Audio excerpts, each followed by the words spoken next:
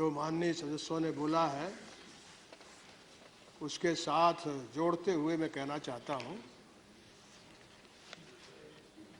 कि आपका जो कदम है काले धन को, और इस देश में वर्षों वर्ष से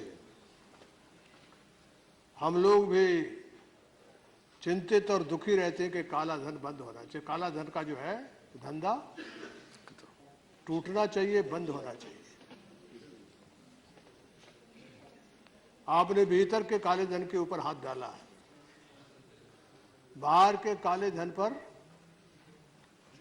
मुझे नहीं लगता है कि आप आज नहीं और 10 साल बाद भी इस पे कुछ कर पाएंगे। हालात ये है, बहुत से मेरे मित्रों ने सारी बातें कही हैं, गलियां सूनी हैं, सड़कें बंद हैं, दुकानों में ग्राहक नहीं है, कई जगह बंद हैं। रामगोपाल जी आओ इधर, मजा इधर आएगा ना।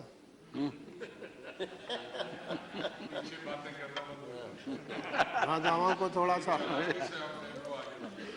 कहीं मजा है, कहीं सजा है। ईमानदारी सामने लाए। गलियां सूनी हैं, रास्ते बंद हैं, दुकानों पर ग्राहक नहीं है, कई बाजार बंद हैं, सराफे में सोना बिक चुका है और सारा सराफे वाले ताला बंद करके घर बैठे। मैं मानता हूं कि सरकार ने ऐसा काम किया कि जैसे कोई राजधानी ट्रेन से चलती ट्रेन से कूद पड़े, ऐसा आपने काम किया है। पूरा देश आपने लाइन में लगा दिया। किसको लाइन में लगाया आपने? जो ईमान वाले लोग, जो मेहनत करते हैं, पसीना बहाते हैं, दौलत बनाते हैं, उनको आपने लाइन में खड़ा कर दिया। जो मां बहन बेटियां, सदियों से हमारी रीत है, रिवाज है, हमारी तहजीब और तमद्दुन है। घर में मां और बहन और बेटियां हैं, वही संवेदना से भरी हुई होती है, और वही घर की किसी संकट के लिए अपनी पुटिया में, खुटिया में, कोठी में बिगड़ घर के किसी आदमी को बताए हुए जमा करती है। और ये ऐसा रिवाज है कि कई बार पूरे परिवार को संकट से निकाल लेता है। याद रखना, कोई रिवाज और जो आप अर्थतंत्र कहते हैं हिंदुस्तान का और यूरोप के अर्थतंत्र में बहुत अंतर है। ये जो हमारा आर्थिक तंत्र है, उसकी जो बुनियाद है, उसमें एक बहुत बड़ा हमारी मां बहन बेटियों का हिस्सा होता है। उन्हें भी आपने, जो बिल्कुल लाचार, बेबस और बूढ़ी है, उसको भी लाइन में खड़ा किया, विकलांग है उसको भी खड़ा किया,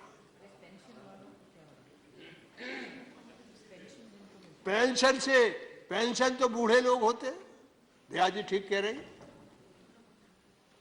और आपने लाइन में आपने इतना सम्यक सोचा है, इतना न्याय संगत तरीके से किया है कि सब एक साथ खड़े हो जाओ।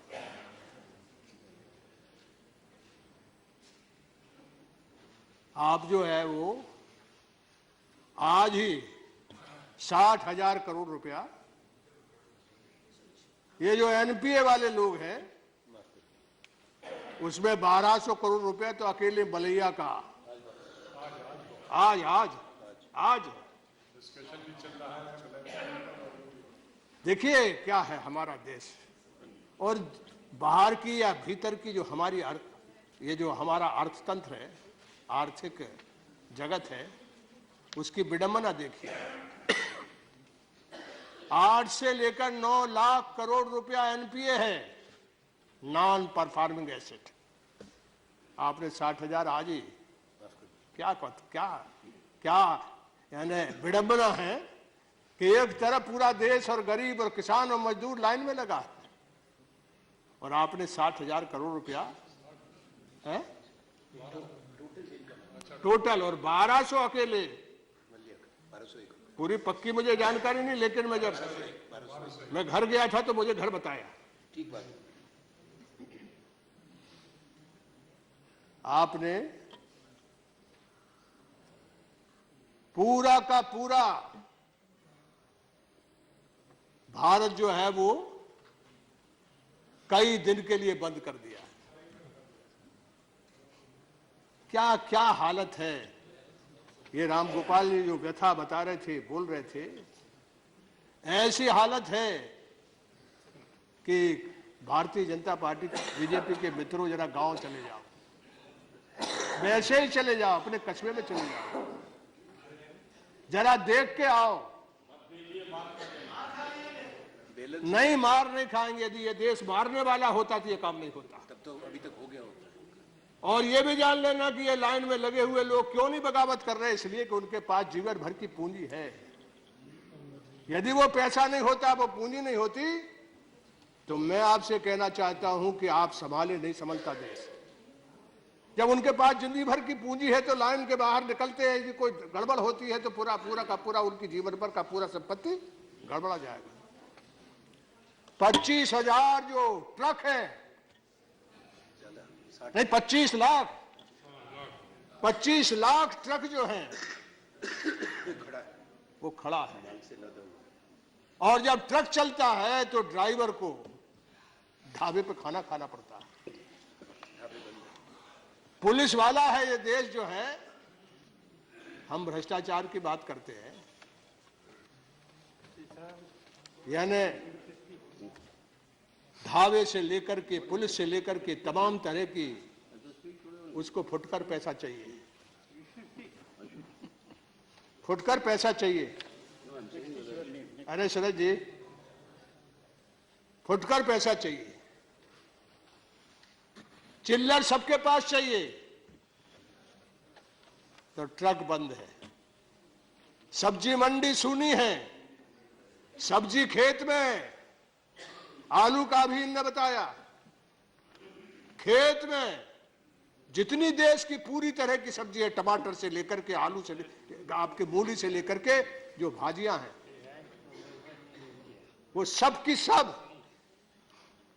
सब या तो खेत में चढ़ रही है या मंडी में चढ़ रही है।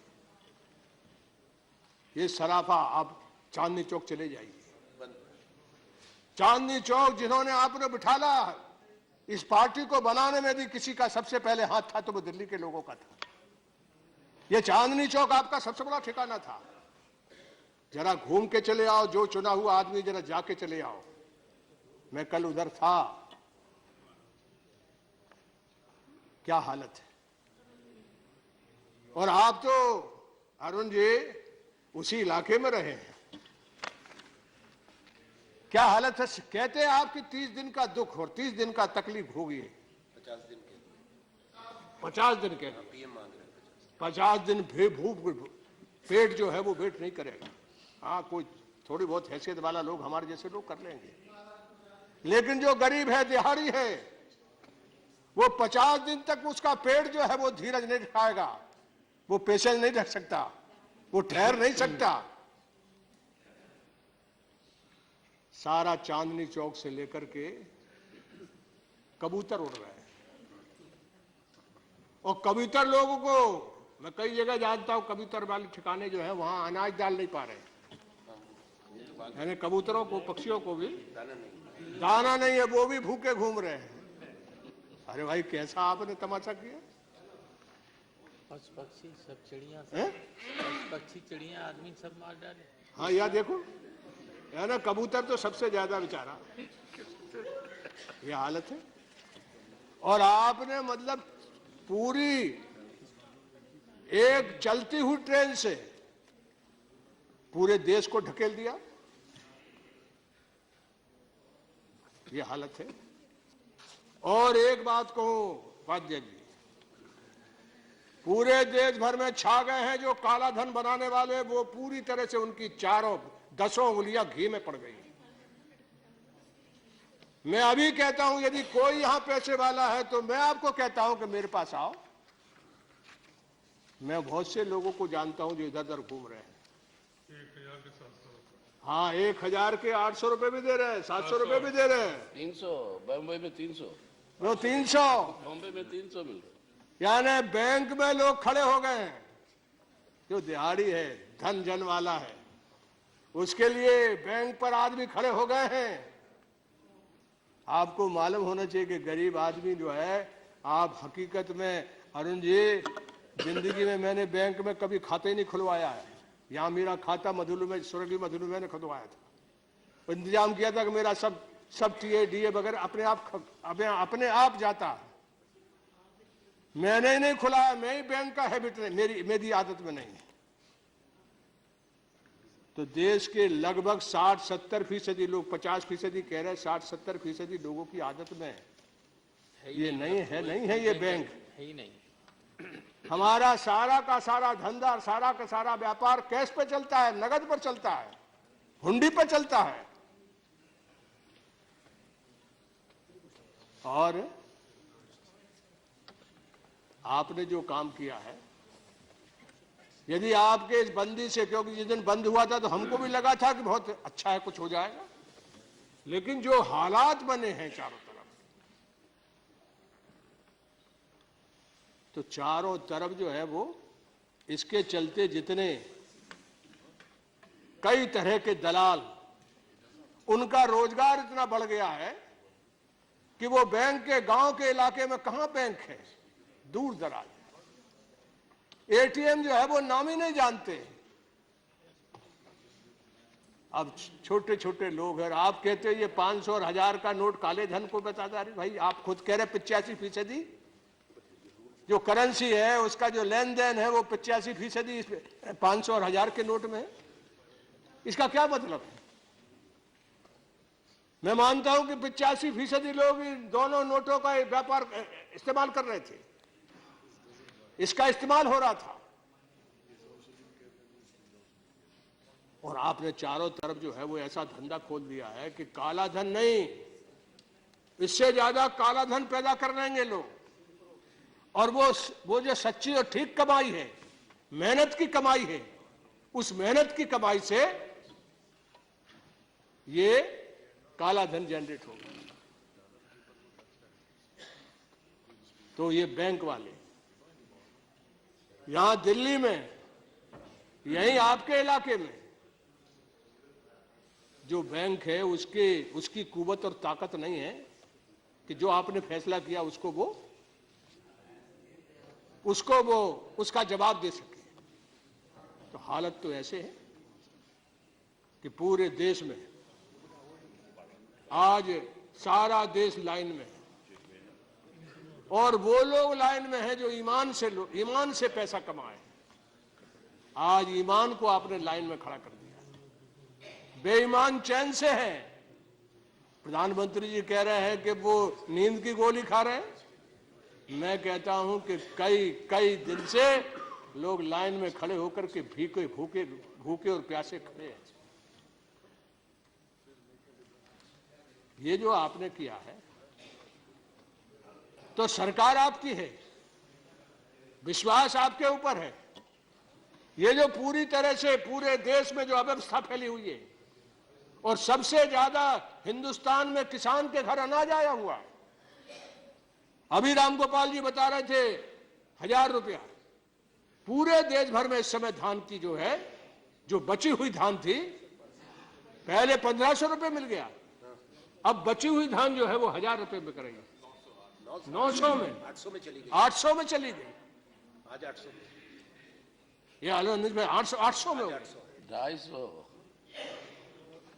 ये हालत है। 250 जा रही है। जाएगी कर।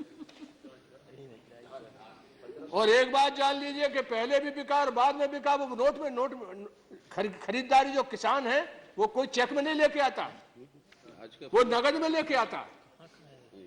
और वो जो नगद में लेके आता है तो उसको नगद के बाद, अभी इसके बाद यानी अगले मौसम की फसल को लिए सब जगह से बैठ रहे हैं। अगली फसल के लिए लोग खेत बना रहे हैं, खेत जोत रहे हैं, खेत में तैयारी कर रहे हैं, उन्हें खाद चाहिए, बीज चाहिए, हर तरह का बीज जो है वो गोदामों में भरा हुआ है, वो बीज वाला कैश मांग रहा। क्या इंतजाम कर रहे हैं आप किसान के लिए? और सब लोगों के लिए आपने इंतजाम किया, किसानों के लिए आपने क्या काम किया? कैसे उनकी जिंदगी, वो तो कैश में उनका पूरा काम होता है, उनका सारा ट्रांजेक्शन कैश में होता है। उनके पास पहले धान बिकी थी वो 1500 रुपए बिक गई, वो कैश है उनके पास, और अब जो फसल बिकी है वो 800 रुपए में 700 रुपए बिक रही। ये कैश जो है उसके बाद अगली फसल के लिए, अभी तो मर गया वो। वैसे ही हिंदुस्तान के किसान की हालत जो है, आत्महत्या का दौर चल रहा है।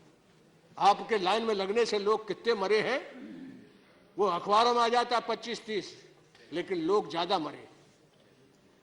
उस किसान के लिए, अगली फसल के लिए क्या आपने क्या इंतजाम किया? क्या उसको सहायता दे रहे हैं? क्या उसको राहत दे रहे हैं? या आज जो डिबेट हो रही, जो उसका मकसद ये भी है कि आपने अपने आप, मुझे नहीं लगता कि अरुण जेटली जी को पता है ये नोटबंदी का, इनको बताया था कि नहीं बताया था? यदि इनको पता होता तो जरूर ये हमारे मित्र हमको बताते, हम तो पैसे ऐसे वाले हमको जरूर बताते ये। अब इनने हमको तो बताया नहीं। अब पता चला कि ये मिली भगत हो सकती है। तो ये जो है ये कहाँ, यानी किस कोने में किस जगह खुसर पुसर करके ये फैसला हो गया, पता नहीं चलता। अब आपसे पूछा कि नहीं पूछा? एनडीए के कन्वीनर थे। हम अंदर की सब चीज जानते हैं, अब पूछा कि नहीं पूछा?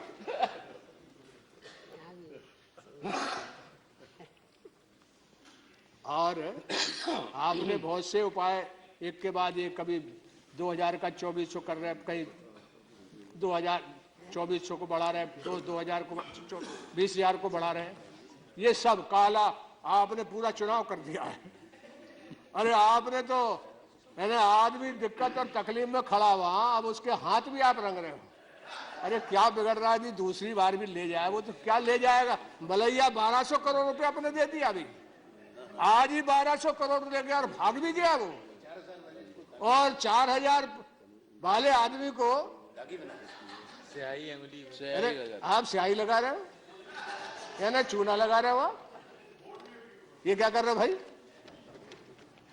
और किसान, एक बात जान लीजिए अरुण जी, हिंदुस्तान का किसान बहुत दिक्कत और तकलीफ में पहले ही है, और इस काम के चलते उसकी ऐसी हालत खराब हुई है कि बीज नहीं मिल रहा, खाद नहीं मिल रहा, मजदूर नहीं मिल रहा। यानी पहले ही मनरेगा के चलते मजदूर नहीं मिल रहे थे, अब इससे और चलते बुरी हालत हो गई। तो इस किसान के लिए कोई राहत और कोई रास्ता, ये बहस क्यों हो रही है? ये किसान के लिए क्या रास्ता बने? अभी अखिलेश ने एक रास्ता बनाया। मैं मानता हूं कि सारे चीफ मिनिस्टर को तत्काल बुलाइए आप। आपके महाराष्ट्र के चीफ मिनिस्टर ने कुछ राहत दी है, तत्काल आप बुलाइए, कल बुलाइए, परसों बुलाइए। हिंदुस्तान के किसान और मजदूर के हाथ आज खाली हैं, खाली नहीं है, कल उसका भविष्य चौपट होने वाला, उसके खेत में फसल नहीं बनने वाली है। यदि थोड़ा सा भी मैं किसान हूं, 4 दिन 5 दिन 10 दिन पीछे यदि मान लो अनाज डाला गया तो वो फसल मारी जाएगी। ये बेहतर और सबसे बढ़िया समय है फसल बनाने का। आप किसान के मामले में बुलाइए। यदि उनको नहीं बुलाया आपने तो आगे आने वाले समय में हम सब लोगों को लोग कोई माफ नहीं करेंगे। ये सदन है, आपने तो कर दिया, लेकिन सदन का भी जिम्मेदारी है। और इसमें जो लीकेज हुआ, ये जो बैंक में ज्यादा पैसा आया है, उसके लिए आपने कहा है कि ये बोनस वगैरह आपने जो पढ़ाई तनख्वाह उससे आया। हाँ, जवाब देते समय अभी लोग और बोलेंगे, खास करके आर्थिक मामलों के यहाँ बहुत विशेषज्ञ रहते हैं, वो जरूर इसमें आपकी और उनकी बात में मेल हो जाए, मुझे कोई ऐतराज नहीं। लेकिन अभी सब लोग कह रहे हैं कलकत्ता में जमा हुए, कहीं कुछ हुए, कहीं लीकेज। गुजरात में कहते महीना 1.5 महीने पहले आनंद मिश्रा बोल रहे थे, आनंद शर्मा बोल रहे थे। तो ये जो अब गोपनीय इसको रखना था, इसमें कोई शक नहीं, लेकिन इसमें लीकेज का पूरे देश भर में अफवाह है। लोग कह रहे हैं ये जो पटेल है, इसका क्या नाम है, उर्जित, अजीब अजीब नाम है, पुराने अच्छे नाम थे उनको बना रहे हैं उर्जित। ये उर्जित का दस्तखत जो है वो पहली बार इस पे है, ये तो 2 महीने पहले आया है। और प्रधानमंत्री जी कह रहे हैं हमने 6 महीने पहले चुपचाप ये काम कर लिया है। हम 6 महीने से लगे थे, अकेले लगे थे, आपको साथ लेके लगे थे, या ये नया गवर्नर है या रघुराम राजन है, किसके किसके साथ लगे थे? रघुराम के दस्तखत नहीं है, रघुराम के दस्तखत नहीं है? मगर पटेल तो 2 महीने पहले आया है ना। आप पटेल हैं तो आपको मजा आ रहा है, लेकिन ये 2 महीने पहले आया है। इनका पटेल जाग गया, देखो ये ना, ये देख रहे हैं पटेल का नाम लिखा हुआ है नोट पर। शिकायत क्यों है प्रफुल्ल जी? ये ना शिकायत नहीं, इनकी खुशी पे मैं मजा ले रहा हूँ। मैं भी एंजॉय कर रहा हूँ कि ये पहले पटेल, नहीं पहले आप पटेल नहीं थे, अब बने हैं पटेल, कुछ दिन से बन गए। हम लोग आजू बाजू में रहने वाले, हम जानते हैं ना। तो ये जो लीक है, हो सकता है ये लीक नहीं हुआ हो, मैं मानता हूं कि लीक नहीं हुआ होगा, लेकिन ये लीक हुआ क्योंकि उसमें आप नहीं थे, उस खुसर पुसर में आप नहीं थे, ये पक्की ऐसी लगता मुझको, यानी अनुमान से। तो ये जो लीक हुआ है, ये नोट सोशल मीडिया पे, हाँ, ये कह रहे हैं कि पहले छप गया, पहले मतलब दिखा दिया किसी ने, दिया इनके अध्यक्ष ने, इनके अध्यक्ष ने। पंजाब अब उसको निकालो या उसका खंडन करो, ये गजब बात है भाई, इसको निकालो। तो वो क्यों नहीं बताया आपको? हैं? वो क्यों नहीं बताया? ये तो नहीं बताया अरुण जेटली जी, वो तो बता देता। वो तो दुनिया को बता दिया, वो तो ईमानदार आदमी है, वो आपको बता दिया, ये आनंद शर्मा को बता दिया, 5 लोग, और आपको तो आपने कल ही मुझे बताया था गुलाम नबी जी ने। बात यह है कि लीकेज का क्या इलाज करोगे? बहन माता मायावती जी जो कह चुकी जेपीसी, मैं कहता हूं कि जांच हो जाए, और यदि जेपीसी है, ये पॉलिटिकल इंस्ट्रूमेंट है, राजनीतिक, तो मैं ये नहीं कह रहा कि आप जेपीसी बनाइए, लेकिन जांच में हम जैसे किसी आदमी को रखिए, क्योंकि हम बहुत फकीर आदमी हैं और ईमान के साथ हिंदुस्तान की राजनीति करते हैं। हम अपना खेत बेच देते हैं और चुनाव लड़ते हैं, तो हमको उसमें कहीं जरूर रखिए। ईमान के साथ समझ लीजिए, उसमें कोई गड़बड़ नहीं होगी तो ईमानदारी से हम काम करेंगे, और यदि गड़बड़ हुई तो कोई आदमी बच के नहीं निकलेगा, हमको उसमें जरूर रखिए। हवाला में सबको फंसा दिया। हाँ ना, हवाला जान लिए, सारी दुनिया कह दिया हमने नहीं लिया, हमने नहीं लिया, हमने नहीं लिया, हमने कहा कि हमने लिया। रिजर्व कर गए 5 लाख ये तो रिजाइन चिमन भाई पटेल के, रिजाइन कर गया है। और रिजाइन भी कर दिया हमने कि हम जब तक जांच नहीं हो जाए तब तक सदन में नहीं आएंगे। नहीं, हम मंत्री बनाने वाले थे। हाँ, मंत्री देवगौड़ा के टाइम पे। खड़े होकर बोलो। खड़े होके? अरे सर, ये बात मैं सबूत देता हूँ। हम लोग सब स्टीयरिंग कमेटी यूनाइटेड फ्रंट के इनको मंत्री बनाने वाले, और इन्होंने कह दिया कि भाई हवाला में मैं कबूल कर लिया, तो हमने कहा कि कबूल कर लिए तो मंत्री नहीं बन सकते हो, तो अब इनको मंत्री बनने का मौका भी ये खो बैठे। सबूत में सुलह कैसे हो गया? वो खो बैठे उस समय। सबूत में सुलह कैसे हो अब गया? बताइए, हमारे ईमान का तो बिल्कुल एकदम 100% टेस्टेड है, तो इसमें कहीं ना कहीं हमको अरुण जी रखिए, कहीं ना कहीं ये लीकेज में है? आपकी बहस तो बनेगी। हाँ, आप वकील थे मेरे, और इन्हीं की दया से हम यहाँ खड़े, नहीं तो जेल ही चले जाते। तो ये मैं कह रहा हूं, उन्हीं की सरकार में आप मंत्री बने थे, हैं? उन्हीं की सरकार में भी तो आप मंत्री बने। इसलिए तो हम सब चीज जानते हैं, इसलिए जानते हैं भाई। हमारा ऐसा रिकॉर्ड है कि हम सबके साथ रहे, एनडीए में भी रहे और यूनाइटेड फ्रंट में भी है, सीताराम येचुरी के साथ। इसलिए हम दो बार आपके कहने से भारत बंद करा दिए थे, हमारी यादी दोस्ती यारी के चलते। इस बार आपने खुद ही भारत बंद करा दिया, वो भारत बंद करके पूरा भारत लाइन में खड़ा कर दिया। शरद जी कितना समय लेंगे? अभी लेंगे भाई, जो समय मेरा कहने का काम। आपको खुद मजा आ रहा है, लेकिन इन्हें खुद मजा आ रहा है, वो जानते हैं बहुत दिक्कत में है ये जिन जगह से आए हुए आगे लोग बहुत दिक्कत में है कि नहीं है। नहीं, आज शादी में जाना है, उनको शादी में और 1.5 करोड़ शादी है अरुण जी, 1.5 करोड़ बेटी की शादी है। हमें जाना है शादी। अरे बैठिए, फैजाबाद जाना शादी में है। अभी निकलना है मुझे। अच्छा अब निकल लीजिए। लेकिन बहुत बढ़िया बोल चुके आप, बहुत बढ़िया। और कंक्लूड करो जल्दी। हाँ नहीं ठीक है। तो 1.5 करोड़ शादियां हैं, 1.5 करोड़। और उसी शादी में राम गोपाल जा रहे हैं। बेंगलोर वाली नहीं जा रही। बेंगलुरु वाले में 500 करोड़ है। और बेंगलोर वाली तो क्या कहने हैं, जितने पुराने हिंदुस्तान के मॉन्यूमेंट हैं, गजब का आदमी है। ऐसा चमाचम, ऐसा जलवादार, और पूरा टीवी बाग है। ये जो डब्बा जो है ना, ये ऐसा दिखा रहा है कि दूसरा शादी करने वाला जो है वो यानी शर्मा नहीं रहा, उसके घर में जो रुपया थे वो ही काम नहीं आ रहे हैं।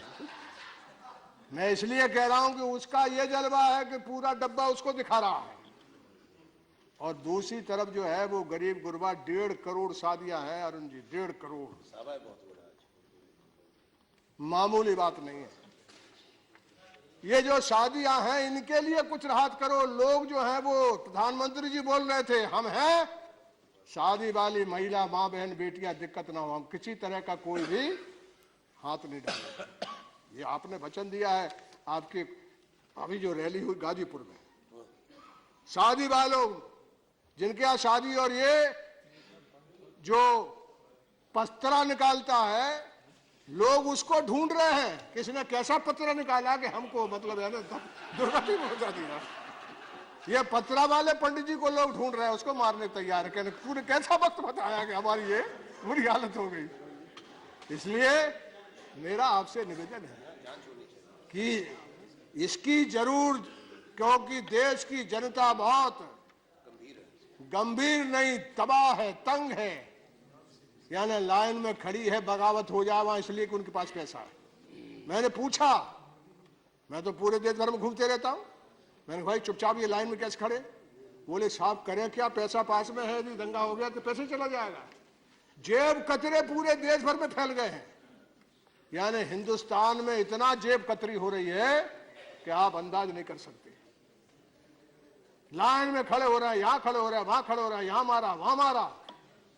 आपने काला धन कितना बनेगा, क्या बनेगा, ये बताएंगे।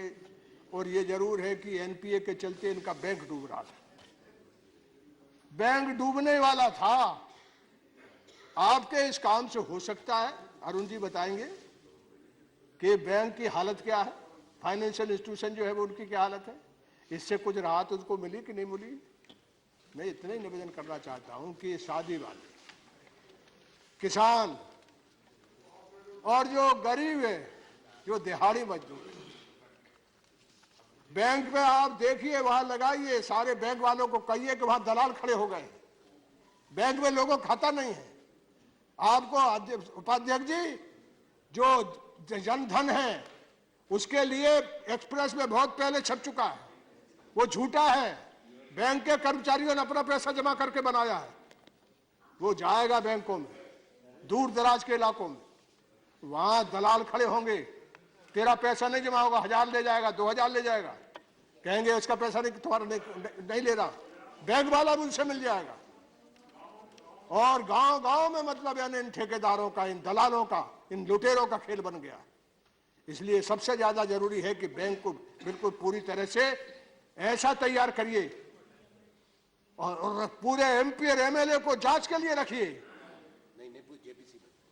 और जेपीसी आप चाह रहे हैं आनंद जी, तो जेपीसी जो है वो पॉलिटिकल इंस्ट्रूमेंट है। मैं अंत में अपनी बात समाप्त करता हूं। इसका निपटारा किसी जज से मत कराइए। यानी जज है आजकल जो है वो हम बहुत डरते हैं उससे। यानी ऐसा है कि ये जुडिशियल इंक्वायरी जो है उसमें कुछ गड़बड़ हो सकती है, लेकिन इस सदन में गड़बड़ नहीं हो सकती। आप जेपीसी बनवाइए, जेपीसी करिए, जेपीसी में बहुमत आपका होगा, बहुमत आपका होगा। ऐसा नहीं कि बहुमत हमारा होगा, लेकिन सच्ची बात उसमें निकल आएगी। वो राजनीतिक हथियार है। इसलिए मेरा कहना है कि देश बहुत दस्ताबंद है। रोड, रास्ते, व्यापार, धंधा, उद्योग, हर तरह की आदमी के जीवन को चलाने वाली जो गाड़ी हो ठप है, रुकी हुई है। आपसे मेरी एक ही कहना है कि बैठिए, तत्काल बैठिए। ये लाइन कम नहीं होने वाली है, बढ़ेगी। मैं इस सदन में कह रहा हूं, जिम्मेदारी से कह रहा हूं, ये लाइन कम नहीं होगी, बढ़ते जाएगी।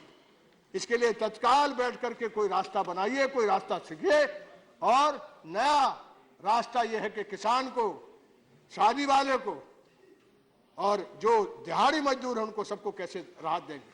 जो छोटे उद्योग वाले बंद हो गए उनको राहत कैसे देंगे।